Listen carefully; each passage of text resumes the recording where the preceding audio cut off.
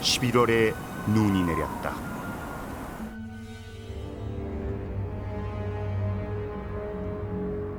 자객의 칼은 눈을 피해 유숙하고 있는 왕을 피했다. 왕을 시한 이는 전 경호실장 백가. 하지만 이것은 그의 단독 범행이었나? 1500년 전 백제 동성왕의 죽음, 그 뒤에 가려진 진실은 무엇인가?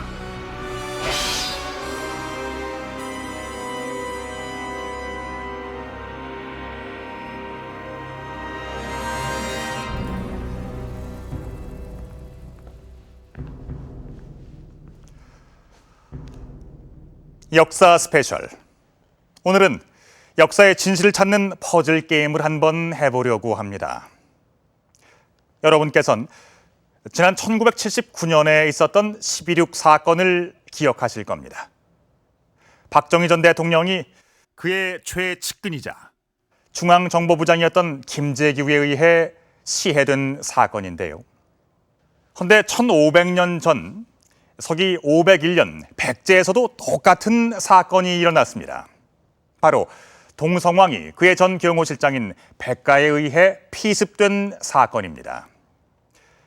12.6 사건도 그렇습니다만은 이 동성왕 피습 사건도 역시 역사학계에서 손꼽는 백제 최대의 미스터리로 지금껏 그 진실이 제대로 밝혀지질 않고 있습니다.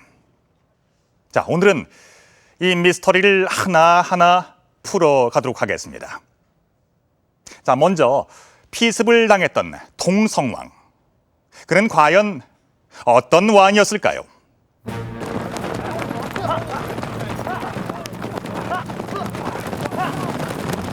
고구려군의 대침공이 시작됐다.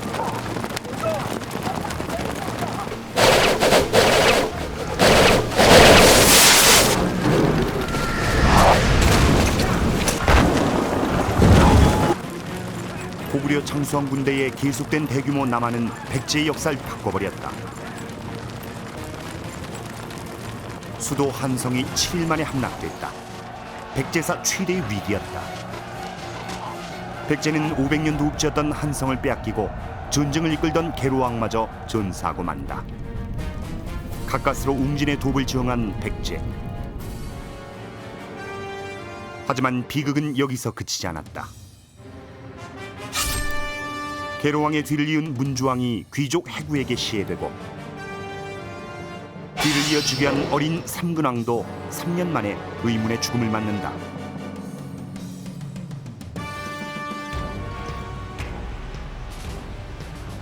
이때 일단의 무리가 일본을 떠나 백제로 향한다.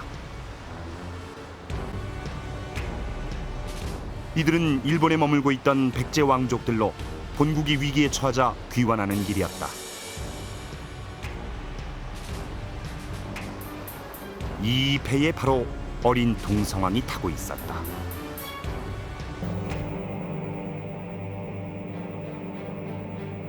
(479년) 백제 제24대 동성왕이 왕위에 오른다.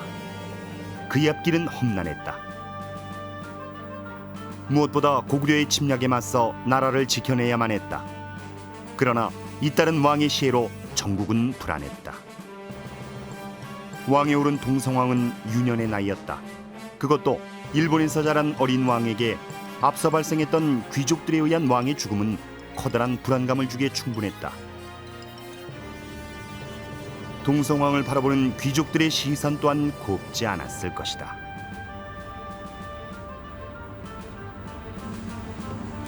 모대왕 또는 말다왕이라 불렸던 동성왕. 그는 계로왕의 아우 곤지의 아들이었다. 직계가 아닌 방계에 의한 왕의 계승이었던 것이다.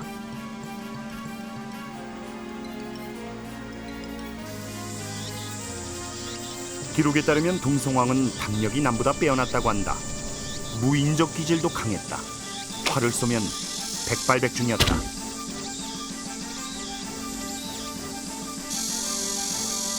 동성왕은 사냥을 잘한다.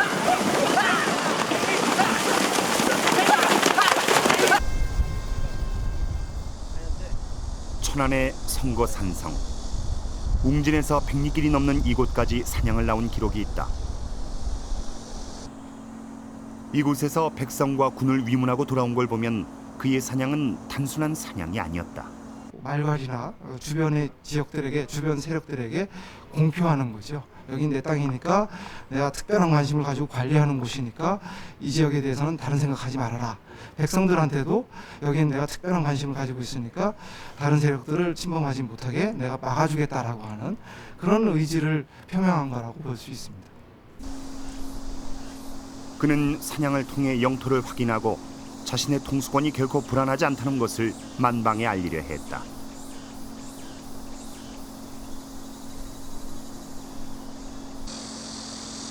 웅진백제의 수도 공산성.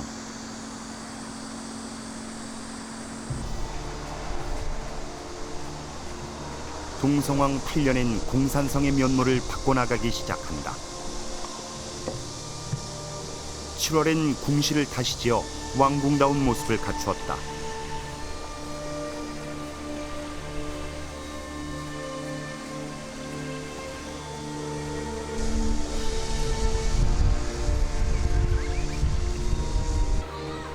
(10월엔) 궁성 남쪽에서 대대적인 군 사열을 실시한다.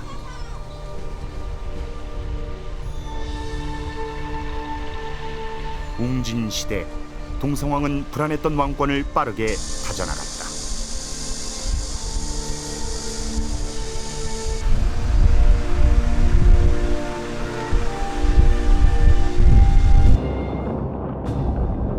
영역도 넓혀나갔다.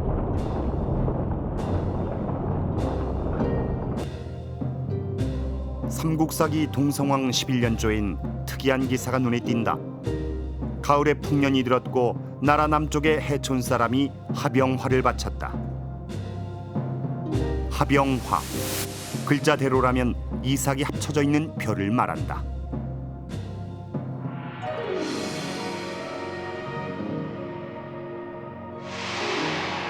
원래 한 줄기에서 하나의 이삭이 나는 벼, 또 다른 이삭이 같은 줄기에서 나왔다는 것은 무엇을 의미하는 것일까? 국남해인이라고 되어 있으니까 나라의 남쪽에 그 바닷가 사람들이 바쳤다. 결국 그 말은 무진주에 있는 세력들을 염두에 둔 것이 아닌가. 당시 무진주라고 하는 것은 영산강 유역에 있었던 옹감묘라고 하는 대단히 세계에서 유래에서 찾아보기 힘든 그런 묘거든요. 그런 묘를 사용했었던 사람들의 독자적인 세력을 이제 중앙 정치 세력에 포함을 시켰다. 이런 의미라고 볼 수 있겠죠. 그런데 삼국사기엔 역사학계가 해석을 주저하는 기록이 있다. 동성왕 10년 위나라가 군살본에 공격을 해왔으나 패한 바 됐다. 이는 488년 북위가 백제를 공격했지만 이를 막아냈다는 내용인데, 북위와 백제 간의 전쟁이 있었다는 이 기사는 과연 사실일까? 동성왕 대 북위와 백제는 고구려를 사이에 두고 국경이 맞닿아 있지 않았다. 그런데 북위와 백제 간에 어떻게 전쟁이 가능할까? 이 시기 고구려가 길을 내줬다는 기록은 어디에도 없다. 그런데 중국 남제서 기록엔 같은 해 북위와 백제 간의 전쟁이 있었다는 기록이 또 나오고 있다.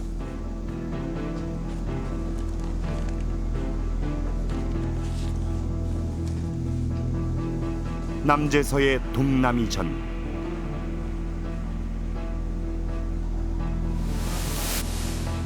위나라 오랑캐가 수십만의 기병으로 백제를 공격했지만 백제 동성왕이 사범명, 찬수류, 목간나로 하여금 백제군을 이끌어 위나라 오랑캐를 크게 무찔렀다고 적고 있다. 이 기사는 무엇을 의미하는가? 이 기사가 사실이라면 당시 백제가 중국 산동성 지역에 자신의 영역을 가지고 있었던 것이 된다.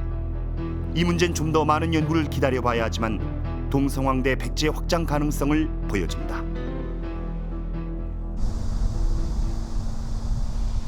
공산성. 이곳은 원래 한성을 떠난 백제가 임시 수도로 삼은 곳이었다. 웅진에 자리를 잡은 백제는 동성왕대 대외적인 안정을 이루어 나가지만 고민은 내부 정치 상황에 있었다.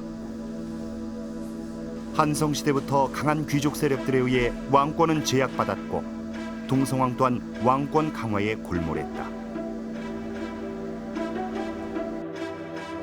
동성왕은 해, 진씨를 비롯한 한성 귀족 세력에 맞서 새로운 웅진 귀족 세력을 발탁하며 전국을 운영해 나간다.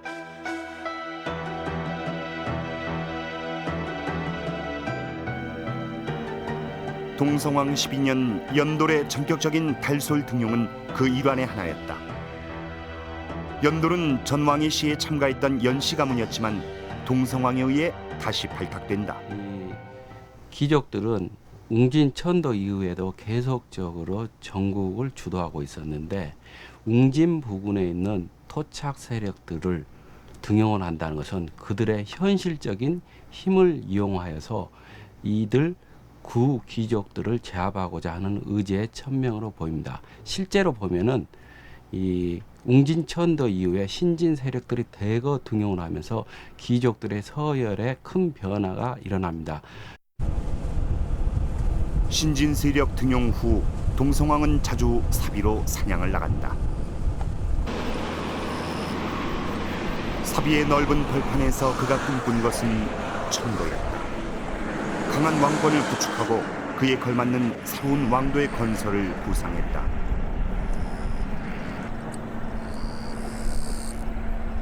한성 백제의 멸망의 위기에서 왕의 등극, 강한 왕권을 확립해 나간 동성왕. 그는 사비 천도까지 꿈꿨던 웅진 백제의 걸출한 군주였다.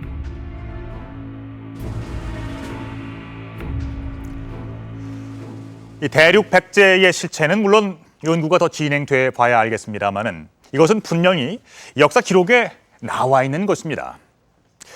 이 사료대로라면은 동성왕은 대륙을 경영했을 뿐만이 아니라 웅진 백제의 혼란을 넘어서 이 사비로의 천도를 추진했던 웅진 백제의 걸출한 군주였던 겁니다. 그런데 여기서 한 가지 커다란 궁금증이 생깁니다. 그것은 동성왕이 일본으로부터 건너왔다는 것입니다. 이 기록은 일본서기 웅략천왕 23년조의 기록인데요. 4월 왕이 죽었다. 곤지왕의 5 아들 중 둘째인 말다왕이 유년에 총명함으로 군사 500인을 자기 나라에 호위하여 보냈는데 이 사람이 동성왕이 됐다. 이 동성왕은 계로왕의 동생인 곤지의 아들로 일본에서 자라다가 왕이 되기 위해 본국인 백제로 보내졌다는 것을 알 수 있습니다. 이 동성왕뿐만이 아닙니다. 이 동성왕의 뒤를 이어서 왕위에 등극을 한 문영왕도 역시 일본에서 나서 백제로 돌아와 왕이 됐죠. 왜 이 시기에 백제 왕들은 일본에서 왔던 걸까요? 도대체 그 당시 백제와 일본은 어떤 관계였을까요?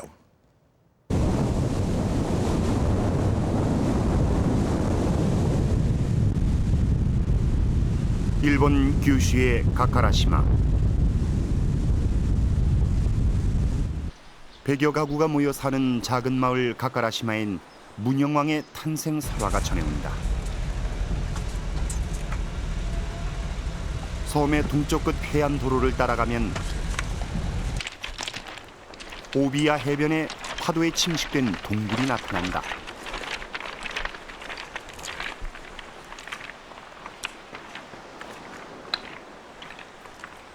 동굴엔 작은 푯말과 제단이 놓여 있다. 마을 주민들은 바로 이 동굴에서 문영왕이 태어났다고 믿고 있다.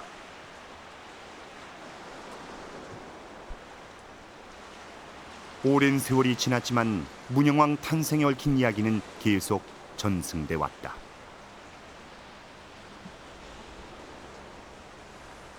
한국からどこの方向に向こうに行ったかこっち行ったかわからないですけど途中で陣痛してこの入り江に入ってこの洞窟の中でお産をしたと聞いております。 461년 백제 계로왕은 고구려의 위협으로 백제가 위기에 처하자 그의 동생 곤지를 일본으로 보낸다. 당시 자신의 임신한 부인도 함께였다.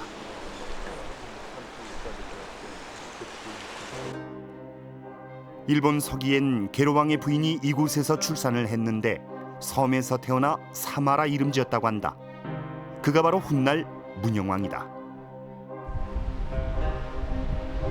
강라도에서 태어난 문영왕은 어떻게 됐을까? 일본 서기엔 계로왕이 아이가 태어나면 본국으로 보내라고 했다고 한다. 문영은 본국으로 돌아갔을까? 하지만 백제의 수도 한성이 침략되던 475년 한성을 함락시킨 고구려군은 성을 지키던 계로왕과 태후 왕자들을 모두 죽였다는 기록이 전해진다.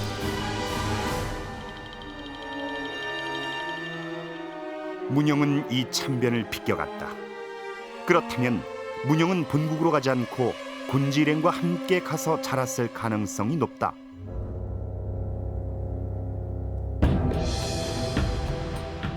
규슈를 거친 곤지일행의 여정은 계속됐다.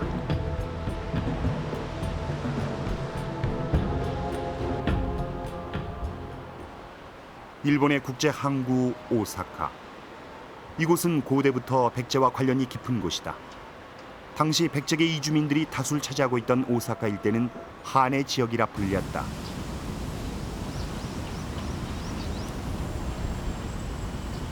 오사카궁에서 내려다보면 당시 이곳의 수도 유적 나니와 궁터가 자리 잡고 있다.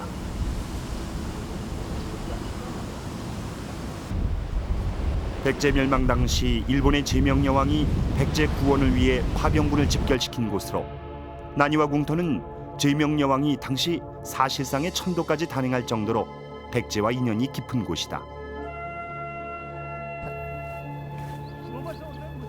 한해 지방의 아스카지역. 이곳에도 심상치 않은 유적이 있다. 백제대사터.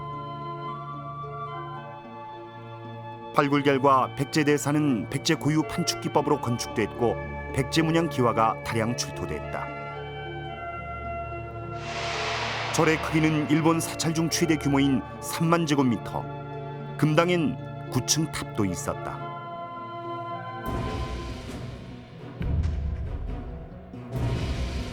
탑의 기단과 기록을 토대로 백제대사를 복원해 보면 당시 일본의 국력이 총동원됐던 거대한 규모의 사찰이었다. 그런데 왜 하필 백제대사라 이름 지었을까?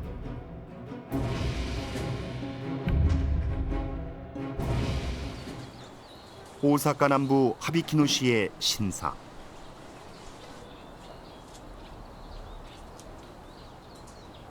아스카베 신사는 10월마다 열리는 마을의 마쓰리가 시작되는 곳이다. 신사의 제사엔 마을의 연장자들이 참석한다. 아라에 따마이 기요메 따마에. 조상신의 위패를 모신 사당 앞에서 진행되는 제사. 1500년 동안 변함없이 아스카베 마을 주민들이 공경하며 모셔온 조상신은 과연 누굴까? 놀랍게도 그것은 바로 곤지였다. 아스카베 신사 입구. 신사의 역사를 소개하는 안내문엔 정확히 백제의 곤지왕이라 적혀있다. 곤지왕. 곤지는 이곳에 정착했던 것이다. 飛鳥部神社の祭神は現在はスサノオノの命を祀っているということになっておりますが、江戸時代まではですね、根気を、日本の伝承では、武寧王の父ということになっておりますけれども、根気王がもともとの祭神として祀られていたわけですね。 마을의 입구에 신사의 정문이 자리 잡고 있을 정도로 크고 웅장했던 아스카베 신사. 곤지의 아들이었던 동성왕과 당시 함께 온 문영왕은 이곳에서 자랐던 것으로 추측된다.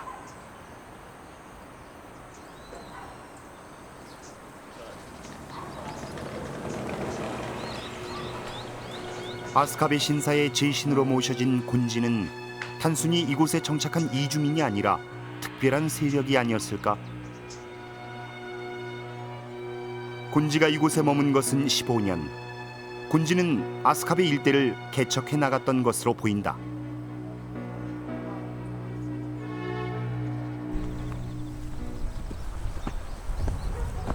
마을 뒤쪽에 포도 재배 단지로 올라가면 백제의 영향을 보여주는 무덤군이 밀집돼 있다.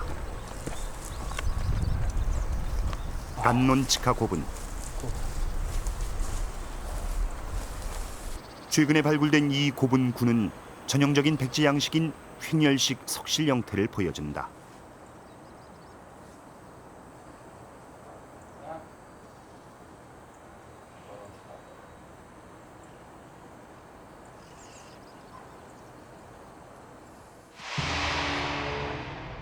사, 5세기 한반도, 특히 백제와 많은 관계를 가졌던 야마토 정권. 이때 야마토로 건너갔던 많은 백제계 이주민들은 단순한 문물교류 차원을 넘어 야마토 지역에서 상당한 정치적 지위를 가졌던 것으로 보인다.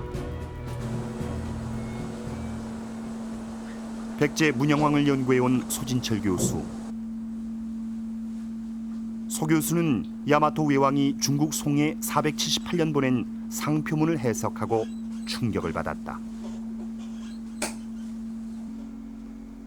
내용에 따르면 상표문을 보낸 외왕 무는 문영왕이었다. 고구려가 침범하고 있다는 얘기도 오고 갔는데 송순제에게 보낸 478년의 외왕 무의 상표문엔 무도한 고구려가 우리를 집어삼키려 하는데 결연히 대처하려고 했지만 갑작스런 아버지와 형의 죽음으로 거상 중에 있다는 내용이 적혀 있다.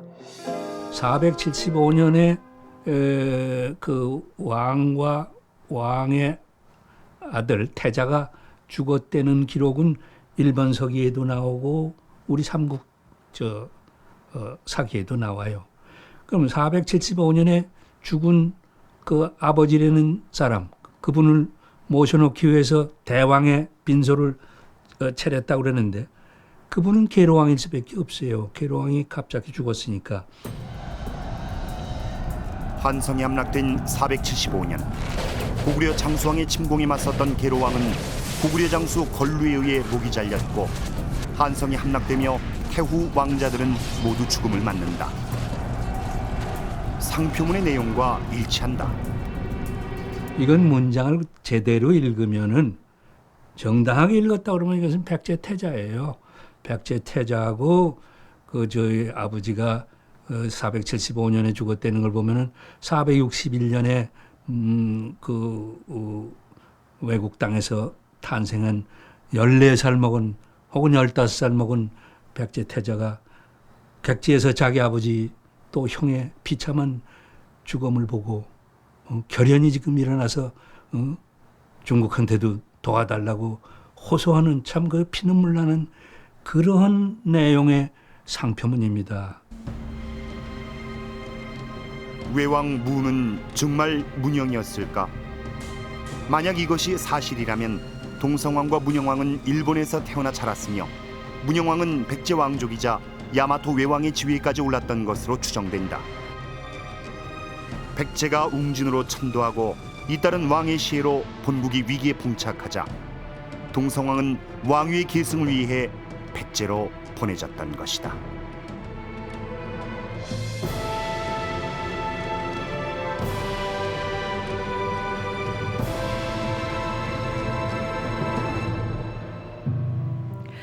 야마토웨가 백제의 제후국이었고 또 백제 태자들이 외의 왕으로 파견됐다가 귀국해서 백제 왕으로 등극했다는 주장은 참으로 놀랍습니다. 일본 학자들은 당시 야마토의 찬진, 제흥무 외 5왕이 천황의 계보에 속하는 인물들이고 또 거기에 나오는 외왕이 모두 다 천황을 의미한다고 주장합니다. 하지만 이 야마토의 찬진, 재흥무 이 5 외왕이 천황 중 각각 어느 천황을 일컫는지에 대해선 정확한 대답을 하지 못하고 있습니다. 그에 비해 야마토의 5 외왕 중 무왕이 문영왕이라는 소진철 교수의 주장은 어쩌면 이 백제와 야마토 외의 관계를 규명하는데 좀 더 설득력이 있어 보입니다. 자, 다시 동성왕 피습 사건으로 돌아가 보겠습니다. 유년 시절 일본에서 돌아와 백제 왕이 된 뒤 왕권 강화에 나선 걸출한 군주 동성왕. 그의 이러한 시도들은 일정 부분 성과를 거둔 것 같은데 어떻게, 왜 피습 사건이 발생하게 된 걸까요? 동성왕의 왕권 강화는 계속됐다. 덕설 진노를 과감하게 병관좌평에 임명하고 신진 세력 내법좌평 사약사를 남제의 사신으로 보낸다. 강한 한성 귀족 세력에 맞서 동성왕이 왕권을 확립하는 길은 신진 세력을 키우는 것이었다.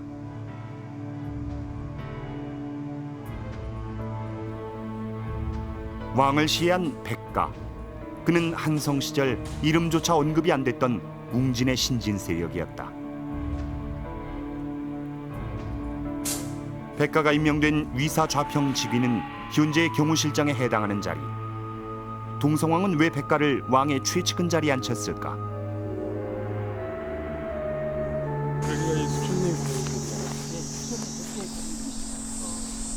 공주시 의당면 수촌리 5개의 고분이 자리하고 있는 수촌리 고분. 지난 2003년 농공단지 조성 과정에서 발견된 고분군의 주인공을 학계에선 백시 세력으로 보고 있다. 금동 관모를 비롯해 금동 신발, 환두대도가 출토돼 백시가 공주 지역의 상당한 지배 세력이었음을 짐작해 한다.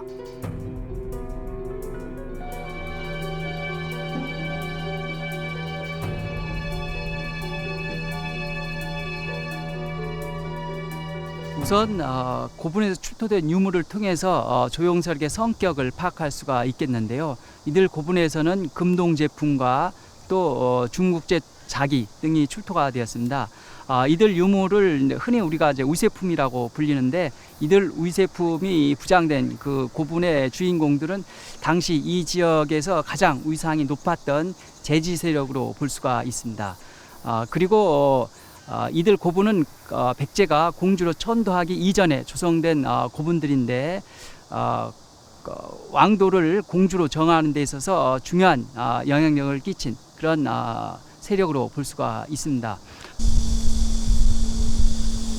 백시는 단순히 신진 세력을 넘어 웅진으로 천도를 도왔던 세력이었다.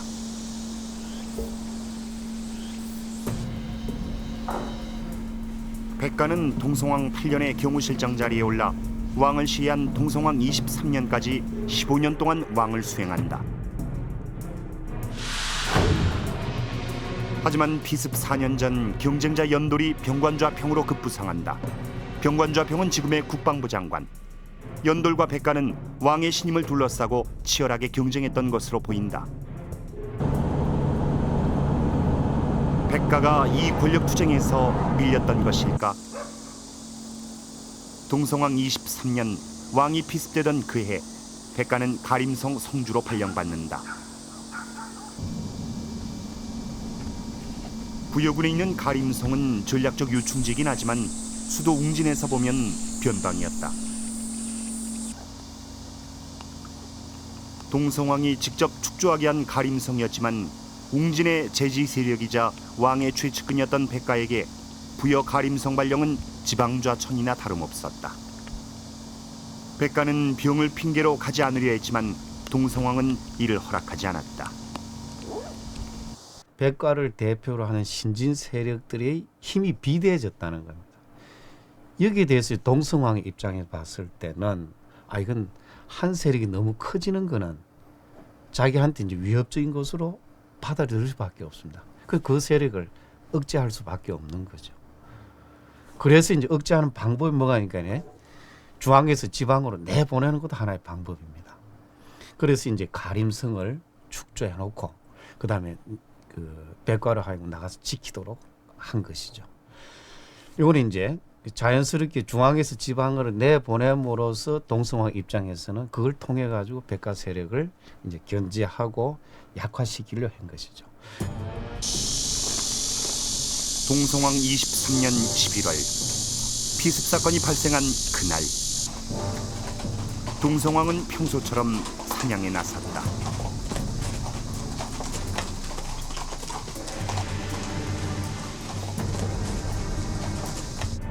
기록에 따르면 동성왕의 사냥 장소는 웅진 북쪽 벌판이었다.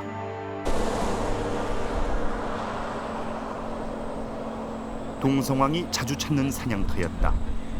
이곳에서 사슴도 잡았다 한다.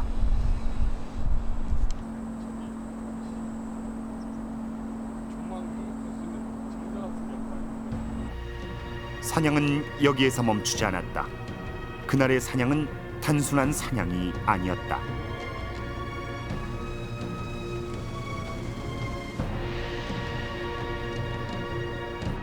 동성왕이 향한 곳은 삽이 서쪽 벌판. 평소 천도 후보지로 마음속에 품고 있던 삽이 벌판이었다.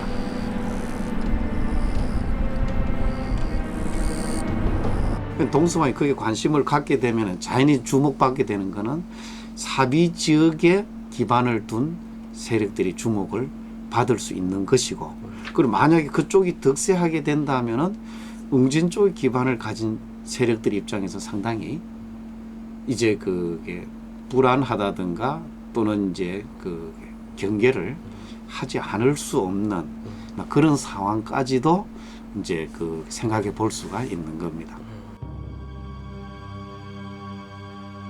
그런데 날씨가 급변하기 시작한다.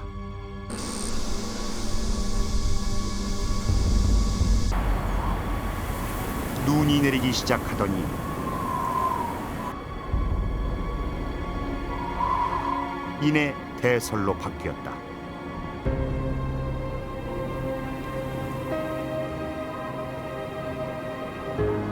눈길에 막힌 왕은 마포촌에 다다라 유숙하게 된다.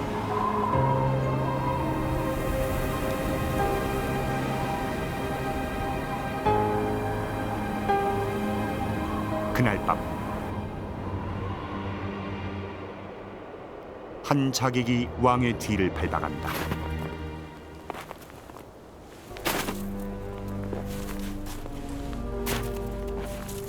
삼국사기에 따르면 가림성 성주 백가가 보낸 자객이었다. 공교롭게도 마포촌은 가림성 영내였다.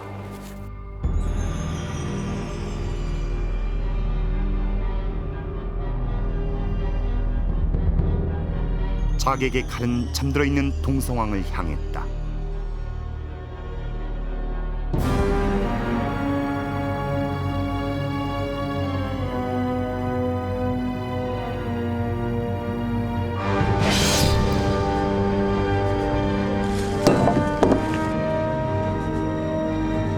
(11월에) 자객의 습격을 받은 동성왕은 (12월에) 죽고 만다.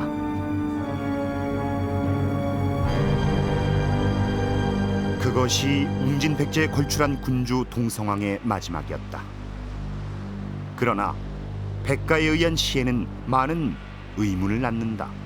백가가 삼국사의 기록을 보면 백가가 직접 죽인 것이 아니라 자객을 시켜서 동성왕을 시해한 것으로 나옵니다. 자객을 시켰다는 것은 바로 자객의 어떤 이 고백, 그 어떤 자객의 어떤 실토에 의해서 배후 세력이 밝혀진다는 것입니다. 그러한 면에서 자객의 어떤 그 자백이 굉장히 어떤 전국의 변수가 될 수가 있습니다.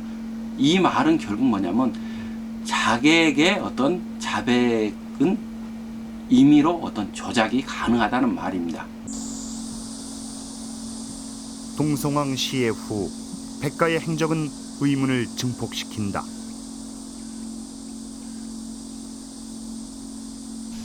왕을 시해한 백가는 전국을 장악하기 위한 어떤 시도도 하지 않은 채 가림성에 머문다.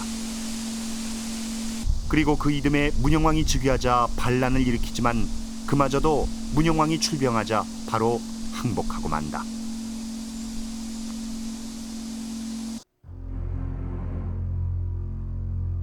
결국 백가는 죽음을 맞고 동성왕 피습 사건은 백가의 단독 범행으로 결론 내려져 역사 속에 묻히고 만다.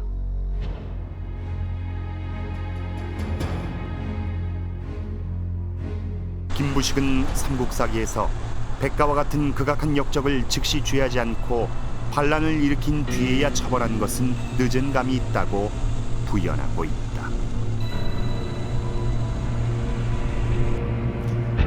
삼국사기의 내용대로 하자면 그렇다는 얘기인데요.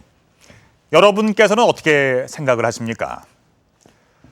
동성왕의 심중을 둘러싸고 연돌과 경쟁을 벌이던 백가가 자신의 지방 전출의 안가품으로 왕을 시해했다. 이렇게 생각하십니까? 하지만 그렇게 믿기엔 의문점이 너무나 많습니다. 백가가 동성왕을 시해하고 난 뒤에도 아무런 후속 조치를 취하지 않았다는 점도 그렇고요. 또 반란을 일으켰음에도 불구하고 너무나 쉽게 항복을 했다는 점도 그렇습니다. 과연 백가의 단독 범행이 확실할까요? 여기서 한 가지 주목할 게 있습니다. 당시 백가가 자객을 보낸 시의 당사자가 맞긴 하지만 동성왕의 왕권 강화 과정에서 백가와 같이 소외된 세력이 있었다는 겁니다. 즉 백제에는 대성 8족이 있었는데요. 사, 연, 협, 해, 진, 백, 국, 목시.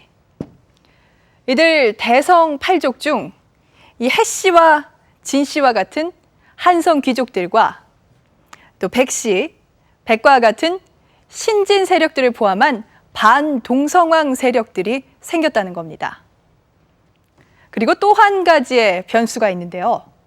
바로 동성왕이 피습된 후 왕에 오른 문영왕입니다. 이 문영왕은 이 사건과 연관되어 있진 않을까요? 동성왕 피습 사건과 관련된 풀리지 않은 의문점들, 그 진실을 좀 더 추적해 보겠습니다. 백제 정치사를 연구해온 정재윤 교수. 그는 동성왕 피습 사건에 많은 의문을 제기해왔다. 무엇보다 삼국사기 기록 자체가 의문을 줬다. 11월에 자객이 피습하고 12월에 왕이 죽기까지 그동안 백가는 왜 체포되지 않았을까?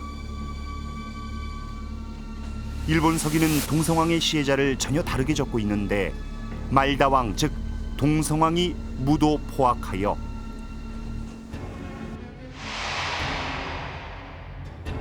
나라 사람들이 그를 제거하고 문영왕을 세웠다는 것이다.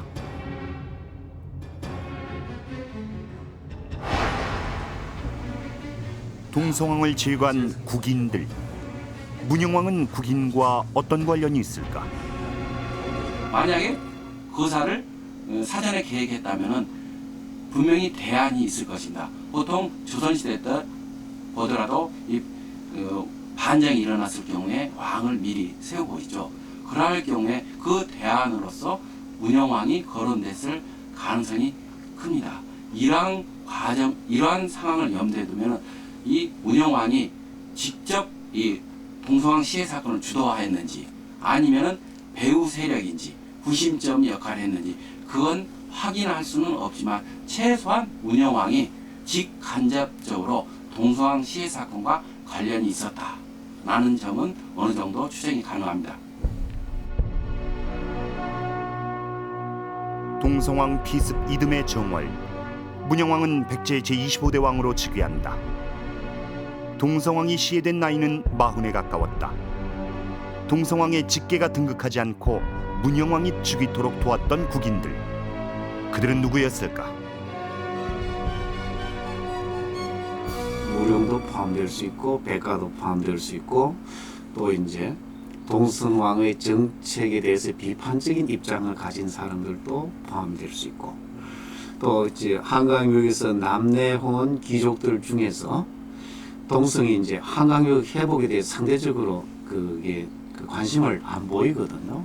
그러나 이제 남내혼 귀족들 입장에서는 빨리 한강유역을 회복했으면 좋겠다는 염원이 있는데 그러나 동성이 그렇지 거기에 대한 성의를 보이지 않는 데 대한 불만을 가진 이런 남내 세력들 이네들이 이제 가장 핵심인 거죠. 국인 중에서 핵심입니다. 당시 반동성왕 세력의 핵심은 한성에서 내려온 남내 귀족들로 보인다. 그들에겐 고구려에 빼앗긴 한성의 수복이 제일 목표일 수밖에 없었다. 왕권 강화를 통해 사비천도를 도모했던 동성왕과는 메울 수 없는 간격이 있었다. 만약 이들이 거사를 꾸몄다면 백가를 보섭했을 것이다. 거사는 목숨을 내놓고 결행하는 것. 거사의 성공률을 높이기 위해 왕의 최측근이었던 기무실장 백가는 시의 당사자로 적격이었을 것이다. 시의 전에 백제 정국은 이런 가정에 신빙성을 더해준다. 피습 2년 전 한성 지역이 크게 가물었지만 왕은 한성 귀족들의 구휼 요청을 거부했고 당시 한성 지역의 백성들이 고구려로 도망가는 사태가 벌어지기도 한다.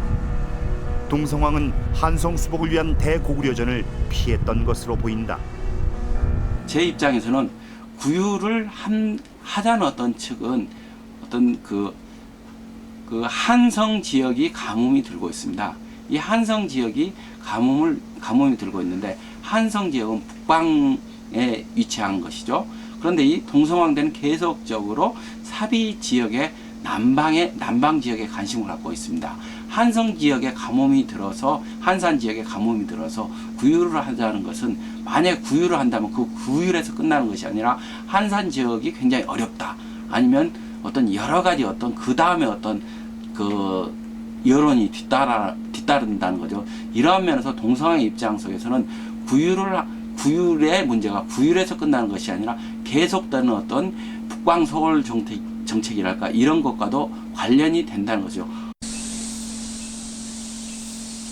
공산성 동남쪽엔 동성왕대 유적의 주춧돌 42매가 남아있다. 피습 바로 전해인 22년 기록에 따르면 이곳에 동성왕이 임류각을 짓는다. 발굴 과정에서 임류각은 높이가 5장, 즉 15m에 이르는 대형 건물이었음이 밝혀졌다.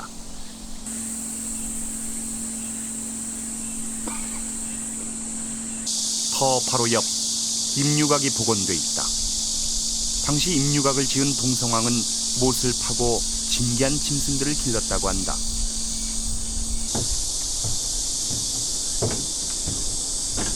아마도 동성왕은 정권 말기 이곳에서 측근 정치를 해나갔던 것으로 보인다. 한성 고토 회복을 염원하는 남내 귀족들, 비대진 신진 세력들을 배제한 채 소수의 측근들과 함께한 정치 형태였다.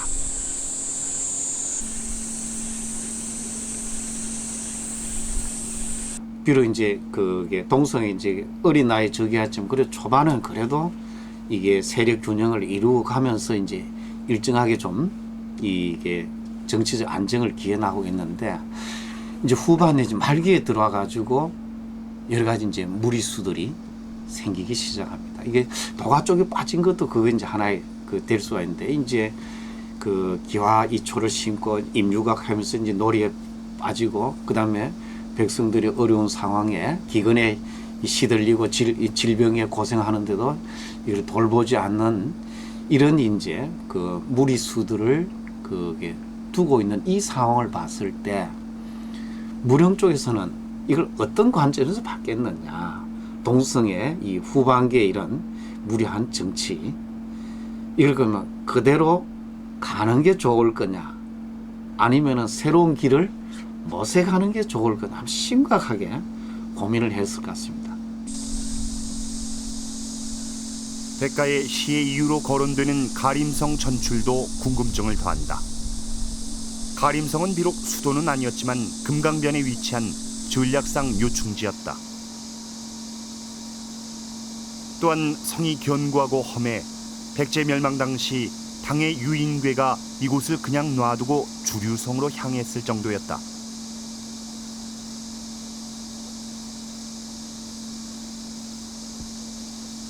그런 가림성에서 반란을 일으킨 백가는 진압군이 닥치자 바로 항복을 하고 만다. 항복은 곧 죽음을 의미했다. 백가는 살 수 있으리란 희망을 가졌던 것일까? 삼국사기엔 백가가 항복하자 문영왕이 그를 베어 백강에 던졌다고 적고 있다.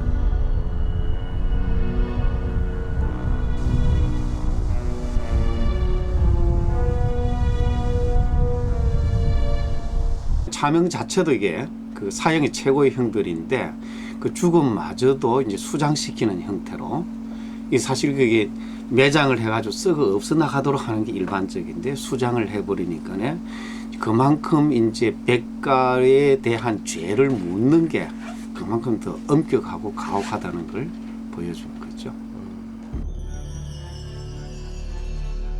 또한 백가가 반란을 일으켰을 때 문영왕은 직접 군사를 이끌고 출병한다.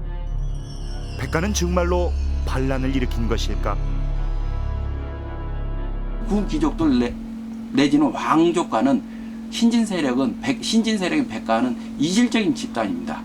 이질적인 집단인데 이들과 그 둘 간의 어떤 나중에 전국의 주도권 싸움은 필연적으로 발생할 수밖에 없습니다. 따라서 이러한 것을 봤을 때 초기에 이 백가를 제거를 한다는 것은 굉장히 필요했겠죠. 일석이조죠. 이 문영왕 내지는 그 시해의 어떤 주도 세력들이 자기네들한테 쏟아지는 어떤 시해의 어떤 비난을 백가한테 뒤집어 씌움으로써 이 모든 어떤 그 죄에서 벗어난다는 굉장히 좋은 의미입니다.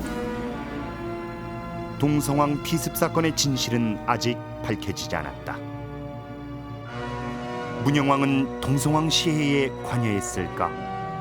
문영왕이 즉위했을 때 그의 나이 40세였다. 문영왕이 동성왕 비습 사건의 배후에 있었다는 것은 전적으로 역사적 가설에 불과합니다. 만약에 이 가설이 사실이라면은 문영왕은 동생을 죽이며 왕위에 올라야 했던 이유가 분명히 있었을 겁니다. 과연 동성왕 피습 사건은 단순한 왕위 찬탈 투쟁이었을까요? 동성왕과 문영왕, 이 두 왕의 교체가 백제는 어떠한 변화를 가져왔는지 살펴보겠습니다.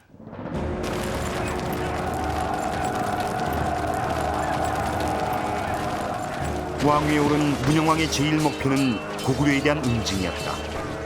즉위한해 11월 달솔 우영을 시켜 고구려 수곡성을 쳐들어간다. 고구려 수곡성의 위치는 지금의 황해도 신계. 평양성에서 가까운 수곡성 침공은 잃어버린 한성 고토 회복의 실현이었다. 수곡성 전투는 시작에 불과했다. 문영왕 2년엔 군사를 고구려 변경을 침범하고 3년 말갈이 침공하니 군사 5천을 보내 격퇴했다. 4년엔 고구려 장수 고로를 횡악 아래서 군사를 보내 격퇴시킨다.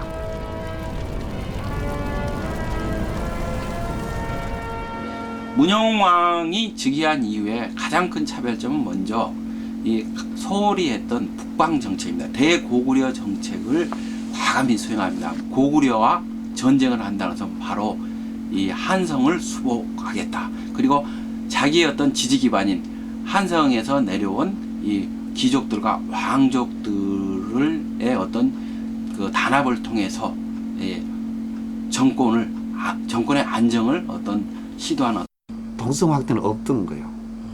고구려 공격한다? 이거는 이제 한강 육지로 올라가겠다는 얘기예요. 그 무령왕 이런 이제 그 즉위초의 이런 군사적인 고구려 공격이라고 하는 게 그냥 나온 게 아니다. 이거는 남내 귀족들의 일정한 염원을 이제 반영해 주는 거다. 북방 침공을 통해 적극적인 대고구려 공세에 나선 문영왕. 그는 고구려를 쳐들어가 백제의 예인 영광을 실현코자 했다. 반면 어린 나이에 즉위했던 동성왕. 그는 보다 현실적이고 안정적인 정책을 추구한 것으로 보인다. 동성왕 15년, 구 귀족들은 놀라움에 휩싸인다. 동성왕이 신라와의 혼인 정책을 발표한다. 신라 이찬 비지의 딸과의 혼인을 통해 고구려의 침공에 대비한 연합전선을 구축했다. 특이한 것은 자신의 기반인 외와 멀어졌다는 것이다. 동성왕대 역시 그 고구려가 강력했다라고 하는 것은 부정할 수가 없죠. 그러한 그 강력한 고구려의 침략을 받아가지고 역시 백제가 힘들었었을 때 신라의 지원을 받아가지고 고구려 침공을 물리쳤다라고 하는 것이 나오고 있거든요. 결과적으로 우리는 그때 당시에 고구려에 저항하기 위해서 신라와 백제가 서로 연합을 해서 대항을 했다. 나제 동맹은 고구려의 남하를 막는 데 일정적으로 성공했지만 동성왕 자신의 기반은 축소되라는 것으로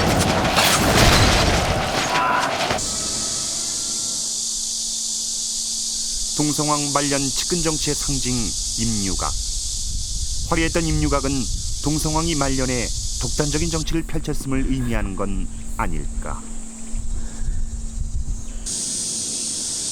기록을 있는 그대로 받아들일 수는 없지만 신하들의 간언을 듣지 않으려고 대궐문을 닫아버렸고 임유각에서 잔치를 베풀어 밤새도록 실컷 즐겼다는 기록은 당시의 상황을 짐작케 한다. 소수의 측근에 의지한 동성왕에 대해 민심의 이반도 심화됐을 것이다. 북방 소울 정책도 마찬가지였을 것이다. 동성왕 귀국 당시 일본에 거주하다 같이 귀국했을 백제 왕족 세력들도 동성왕과 멀어져간 것으로 추측된다. 이들은 동성왕 정권의 탄생 주역이었지만 동성왕 7년 여고, 여력, 여고 등이 언급된 남제서에 보낸 표문엔 이들에 대한 관작 수여를 요청하며 제후로 임명될 지역이 언급돼 있다. 학계에서 추정하기론 전주, 옥구, 보성 등이 그 해당 지역으로 이들도 지방 발령을 통해 핵심 세력에서 차차 배제돼 간 것으로 보인다.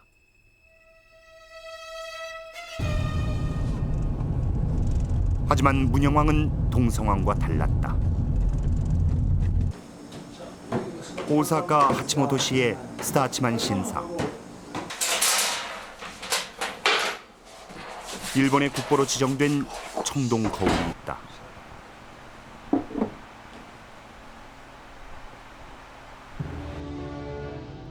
거울 뒷면에 9 인물이 새겨져 있어 인물 화상경이라고도 불린다. 거울 둘레엔 거울의 제작 경위를 밝히는 명문 48자가 있는데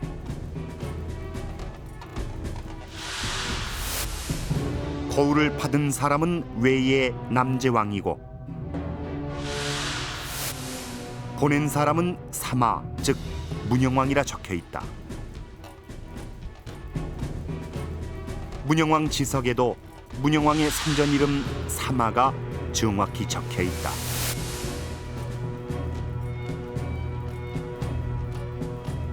당시 문영왕이 오사카의 관리를 시켜 만들어 보낸 화상경은 상왕이 하왕에게 보내는 신임의 표식이라고 한다. 스타치만경은 무령왕이 503년, 그러니까 무령왕이 502년에 환국하고 그 다음 해에 만든 일종의 기념품 같은 그런 거울입니다. 옛날에도 지금과 같이 경사스러운 일이 있을 때는 나라에서 기념품을 만들어 가지고 돌리고 그러는데 더욱이 그 백제 번국에 있으면서도 개중비직 예인과 같은 사람을 그대로 그 연락을 해서 자기 뜻대로 거울을 만들어서 보낼 수 있었다는 것은 자기가 효과적으로 지금 그 긴기지방 이남의 일본 땅에 자기 그 권력을 행사할 수 있다는 그런 증거죠, 그게. 공주 송산리 고분. 웅진백제 왕들이 잠들어 있을 이 고분군에서 문영왕의 무덤이 우연히 발견됐다. 무덤군 중 가장 큰 봉분인 6호분.